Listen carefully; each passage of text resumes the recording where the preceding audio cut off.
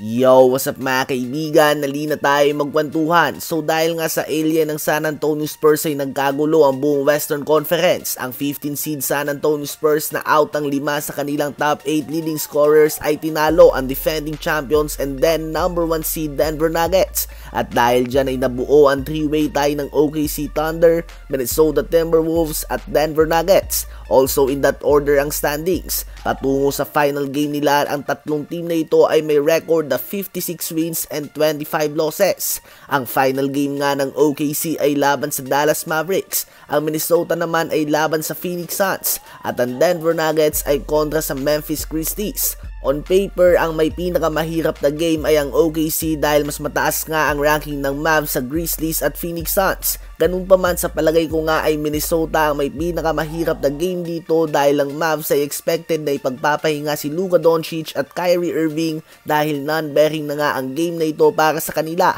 Manalo o matalo man nga sila ay hindi naaangat o babagsak ang kanilang pwesto. Bukod na lang nga kung gusto pa ni Luka Doncic patunayan kay SGA na siya talaga nararapat sa MVP award won last time. Habang ang Suns nga mga kaibigan ay napakahalaga ng game na ito sa kanila. Kung makukuha nga nila ang panalo ay pwede pa silang umangat sa 6th seed ng West kung matatalo ng Lakers ang Pelicans. Kaya naman tiyak na bigay todo nga sila dito.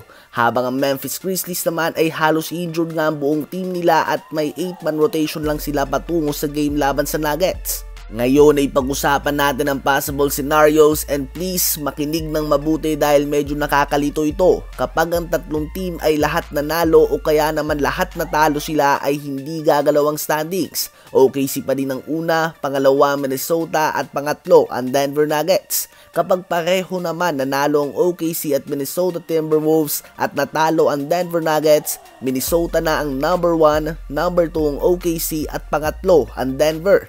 Kapag pareho naman nanalo ang OKC at Denver Nuggets at natalo ang Minnesota Timberwolves, OKC naman ang number 1, number 2 ang Denver at number 3 ang Timberwolves. Kapag OKC naman na natalo at panalo ang Denver Nuggets at Minnesota Timberwolves, Timberwolves nga ang number 1, pangalawa ang Denver at pangatlo ang OKC. Kapag Denver lamang ang nagwagi at parehong natalo ang OKC at Minnesota ay number 1 ang Denver, number 2 ang Timberwolves at pangatlo ang OKC Thunder.